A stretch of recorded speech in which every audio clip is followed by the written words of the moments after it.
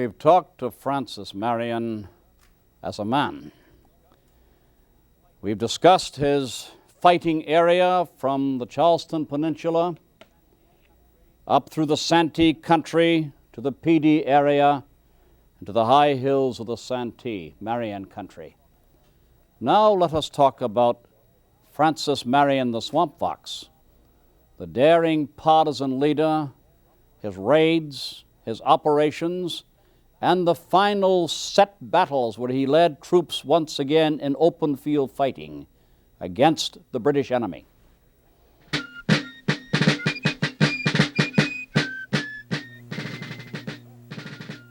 His first military operation of consequence occurred after the Battle of Camden, when he attacked a British escort conducting 150 American prisoners taken at that battle down to Charleston. In a brief surprise attack early in the morning, his favorite time, Francis Marion and Peter Horry captured or killed 22 British soldiers and 2 loyalist guides. The freed prisoners were soldiers of the Maryland line. But to Francis Marion's vast and angry surprise, 85 of the released Marylanders refused to return to the American Army and insisted on proceeding to Charleston as prisoners of war, a commentary on the period. Francis Marion, however, sent word to the defeated General Horatio Gates, licking his wounds in North Carolina, and Gates informed Congress of this one piece of cheering news in an otherwise grim picture. And the item appeared in some northern newspapers.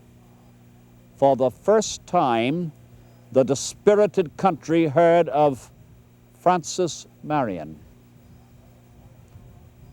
Francis Marion now was to move from hard-fought victory to hard-fought victory. None of them vitally important, but cumulatively, the constant drain on British resources and the constant threat to the British supply lines from Charleston were to undermine the British ability to resist. Francis Marion defeated a strong force of loyalists on the Little PeeDee under a Major Micah Gainey and Captain Jesse Bearfield.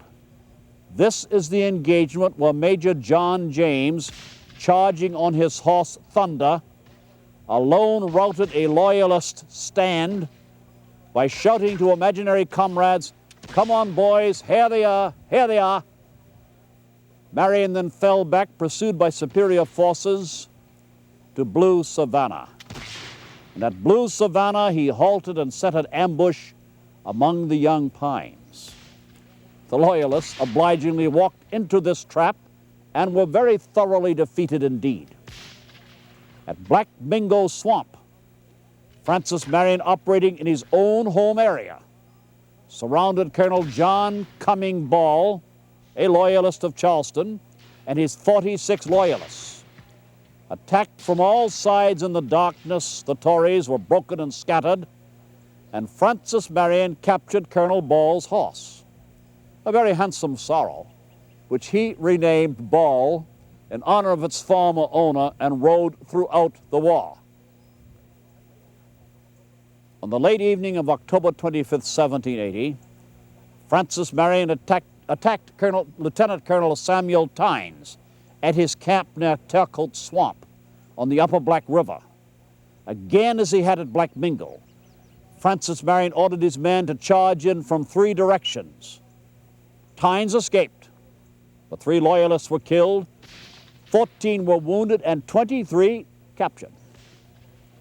The pro-British elements of the population were thoroughly intimidated by these desperate actions. This, as I have said so often, was civil war, increasingly brutal and merciless. The defeat of Tynes now brought Francis Marion very much to the attention of Lord Cornwallis, left by Sir Henry Clinton as his commander-in-chief in South Carolina and Georgia when Sir Henry Clinton returned to New York. Lieutenant Colonel Bonastry Tarleton, Bloody Tarleton, now was detached with his green-coated legion, a picked force of dragoons and infantry, to hunt down and destroy this ubiquitous American gadfly called Brigadier General Francis Marion. Marion, with 400 horsemen at his back, rode out to meet him.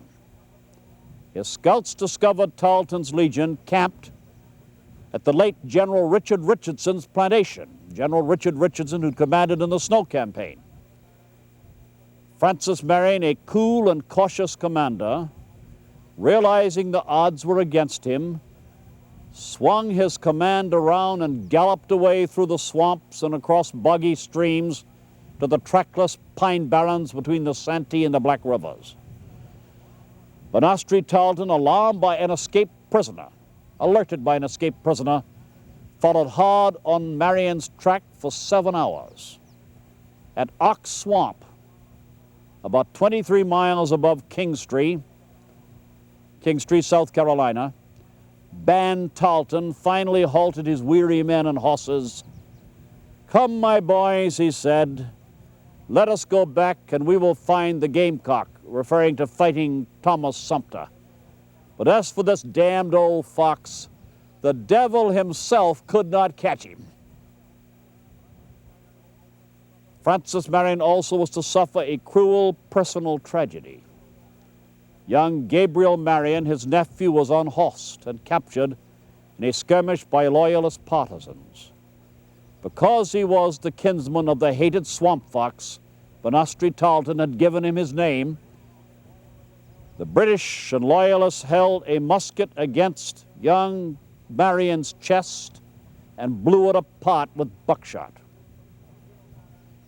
When Gabriel Marion's suspected murderer, a man named Sweet was captured by Francis Marion in a later operation, Francis Marion's men shot their prisoner out of hand. It is a measure of Francis Marion's moral stature that he, the bereaved relative, was absolutely furious at this treatment of a disarmed prisoner and publicly reprimanded the vengeful American who'd pulled the trigger.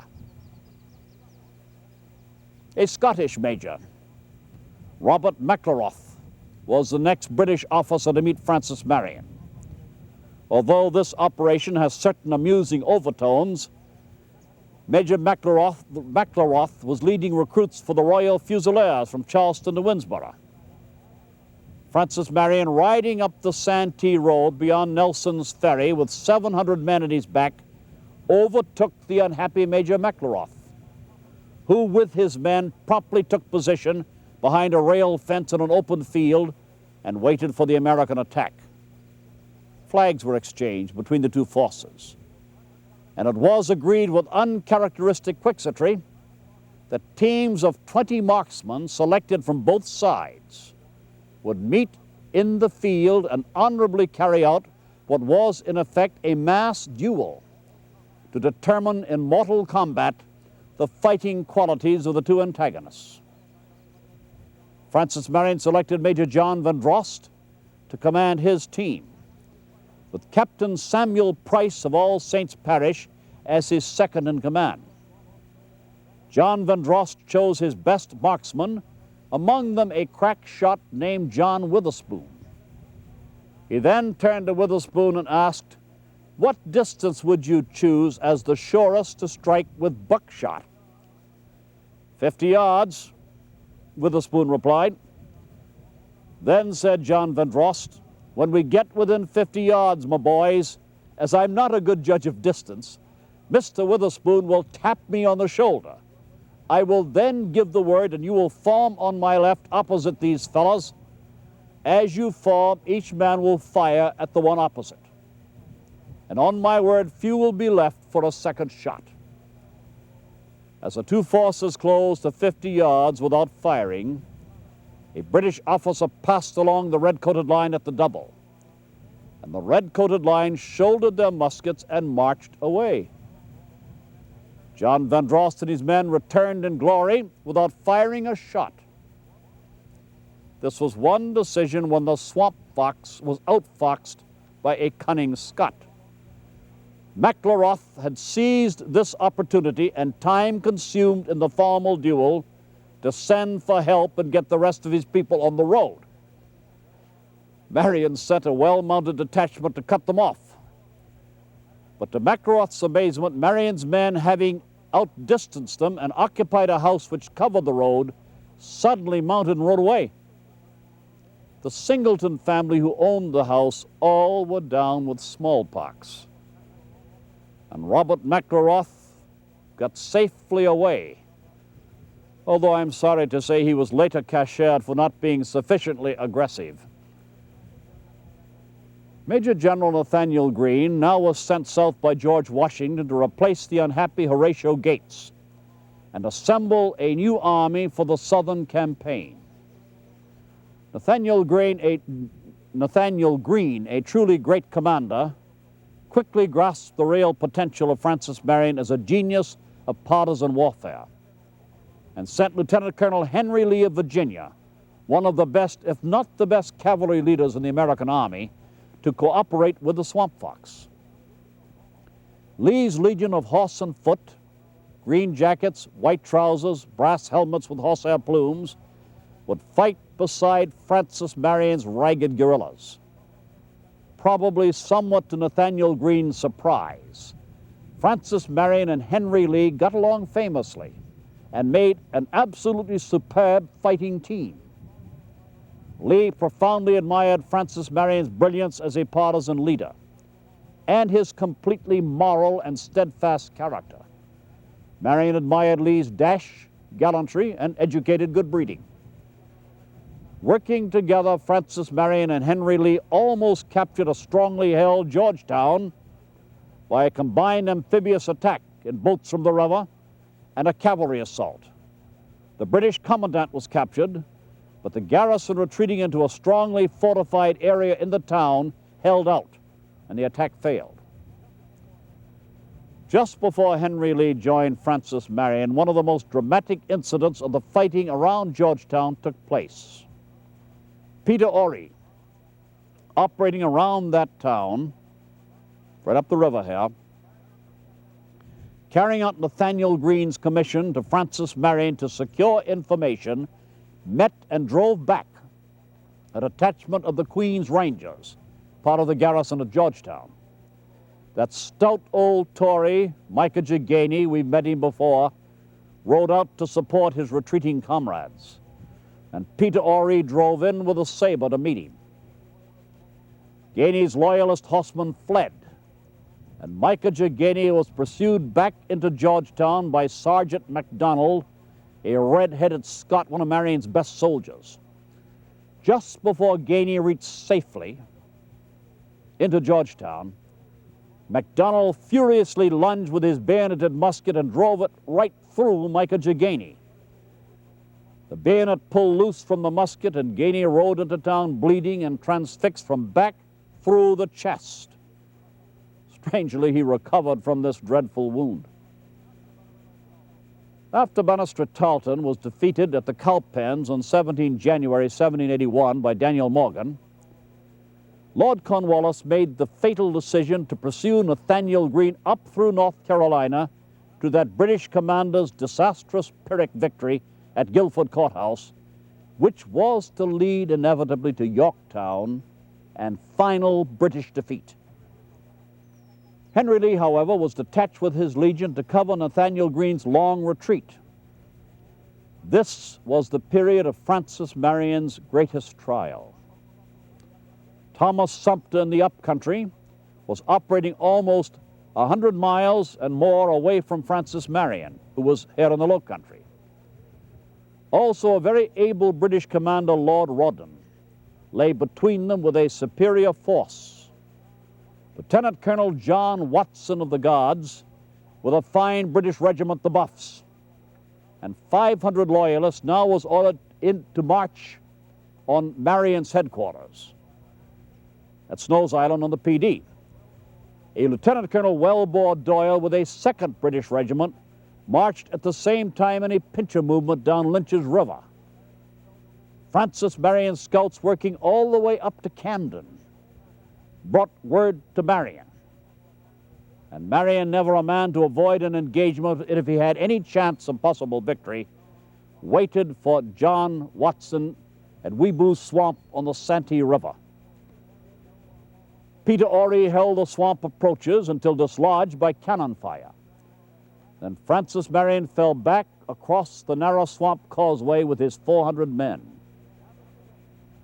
Gavin James, one of Francis Marion's best men, the last in the retreat, defended the causeway alone, mounted and with his bayoneted musket used as a lance, a regular medieval paladin.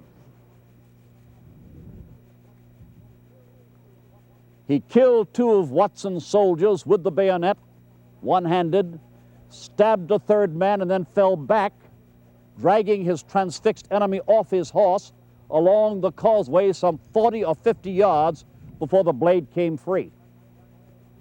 Francis Marion, still retreating and still pursued, then ordered Major John James with William McCutcheon's riflemen to hold the Black River Bridge near King Street. After 5 of his men were killed by long-range rifle fire, Lieutenant Colonel John Watson broke off the action. "I never saw such shooting in my life," he stated. The range was well over 200 yards. This is a commentary again upon the range of weapons of the 18th century. After this engagement, Francis Marion chivalrously granted a pass to John Watson to send his wounded to the coast. An interesting sidelight in an otherwise ruthless war. Lieutenant Colonel Watson finally reached Georgetown with 2 wagon loads of wounded, but well bore Doyle. In Marion's absence, the colonel commanding the encirclement captured Snow's Island, Marion's headquarters, and destroyed Francis Marion's stores and supply base. This should have been the lowest moment for Francis Marion and his men, but Nathaniel Greene decided to march south once more after Guilford Courthouse. And Henry Lee arrived again with his legion, his beautifully uniformed legion, with orders to cooperate fully with Francis Marion. The 2 commanders, as soon as their forces joined, decided to attack Fort Watson at Scott's Lake, a key British outpost on the line of communications from Charleston to the garrisons in the upcountry. Fort Watson was built on a high Indian mound rising above the Santee Swamp.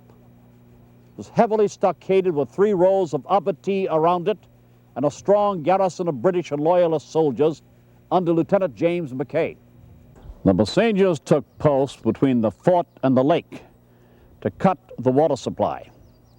But the ingenious defender sank a well inside the fort. All cover had been cut away from the fort to give a free field of fire, and the Americans attacking were completely exposed to the defenders' musketry. Lieutenant Colonel Hezekiah Mayhem, one of Francis Marion's lieutenants, now suggested that a log tower should be built which would overlook the fort with a protected platform for riflemen on the top. These towers, whenever used afterwards, were always called Mayhem Towers. The tower was raised from the plentiful timber in the swamp, and riflemen brought the interior of the fort under direct aim fire. Some of Henry Lee's men, under the cover of these rifles, made a lodgment under the palisade and began to pull down the abattis. Lieutenant James Mackay, when he saw the Legion infantry lining up for the final assault, knowing his position to be hopeless, surrendered. The capture of Fort Watson was a severe loss to the British. Francis Marion and Henry Lee, with a 6-pounder field gun, now marched up the Congaree River and invested Fort Mott, a second important outpost on the British line of communications. Lieutenant Donald Macpherson, with a garrison of 140 British and Hessian soldiers, had taken over and fortified the handsome house, Mount Joseph Plantation, of Mrs. Rebecca Mott, the great lady of the area. She'd been evicted and was living in her overseer's small house. The British defended the post with great gallantry and only surrendered when the Americans succeeded in setting fire to the big house itself. There is the famous story that Mrs. Mott offered to Francis Marion and Henry Lee a bow and fire arrows presented to her husband by the captain of an East Indiaman, thus offering her own home to the American cause. This may be true, But William Dobain James, who served at Fort Mott with Marion, says that a private in Francis Marion's brigade fired the house with a ball of ignited brimstone hurled with a sling. This seems the more likely account. After the surrender, the Americans and British joined in putting out the fire, thus saving Mrs. Mott's residence. This action signals the end of Francis Marion's true partisan days. With the British falling back on Charleston, although Francis Marion was to serve and command with gallantry and distinction at Eutaw Springs and Quimby Bridge. He was no longer the elusive guerrilla, however, but a field officer, again proudly leading his brigade into full battle. Ironically, on August 29, 1782, his last active engagement at Fell On Plantation ended in a British victory, although Marion, as always, fell back in good order. A desperate and gallant charge by Major Thomas Frazier's Royal Dragoons caused the horses of Francis Marion's ammunition wagons to bolt when the British horsemen broke through the position. Francis Marion, without powder or shot, then ordered his men to fall back.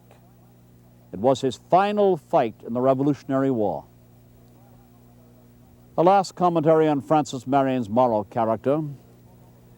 During the autumn of 1782, as General Alexander Leslie, now commanding for the British at Charleston, prepared to evacuate that city, Marion refused to shed further blood. General Nathaniel Greene, the American commander-in-chief in the South, had suggested to Marion that he ambush certain British watering parties sent to Lampriere's Point across the Copper River from Charleston to fill the water casks for the long trip to England. Francis Marion flatly refused and said that if ordered to attack, he would obey. But with my consent, not another life shall be lost, though the event should procure for me the highest honors of the soldier. He further said that he would prefer to send his troops to protect the British rather than attack them. Courageous, humane, ruthless when he had to be, Francis Marion possesses what the ancient Romans called virtus, all that goes to make a true man.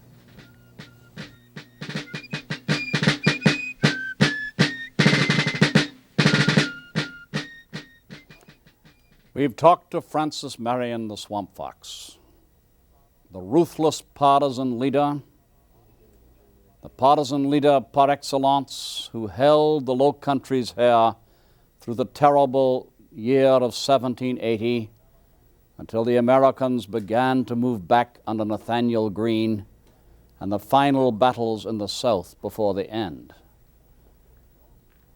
We also should talk about the other partisan leaders, the partisan leaders of the back country or the up country. Thomas Sumter, whom Bonastry Tarleton called the Gamecock, as he called Francis Marion the Swamp Fox. Elijah Clark of Georgia, William Davie of North Carolina, as I've called him the Bull Sabreur of the American partisan leaders. William Campbell, the red-headed Scot of Virginia, who led his men with his ancestral Scottish broadsword in his hand. The great partisan leaders who in the South maintained the war in 1780 and 1781 when there was no hope, when the war in the North was at a stalemate, and Washington at times despaired of keeping his army together, when the French alliance had not proved to be effective as they'd hoped it would prove to be. At Savannah, the French had served with very little help to the American cause. The terrible years of 1780 and into 1781. I call them the years of the partisans in the South.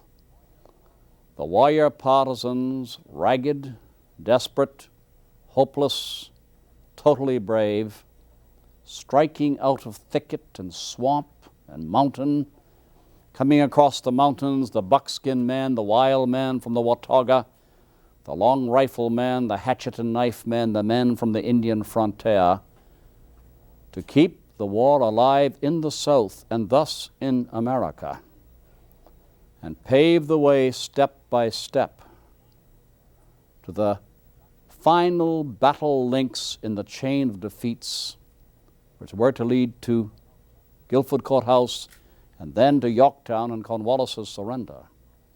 Kings Mountain, Cowpens, the long fighting retreat up through North Carolina to Guilford Courthouse, and the march down to Yorktown. This year, these 2 years, 1780-81, thus are the years of the partisan fighters. The fighting Southerners, the fighting Southern leaders who kept the war alive. This, then, are our two discussions of Francis Marion. Francis Marion, the Swamp Fox. He lived through the war to be honored by his people, to return to his plantation, to marry a merry widow, and finally to be buried in Black Oak Church. His body was removed to Belle Isle Plantation, where it lies today, surrounded by his kinspeople back in the quiet of the South Carolina countryside under the great trees. A fitting place for a swamp fox, for a South Carolinian, for a fighting partisan to lie.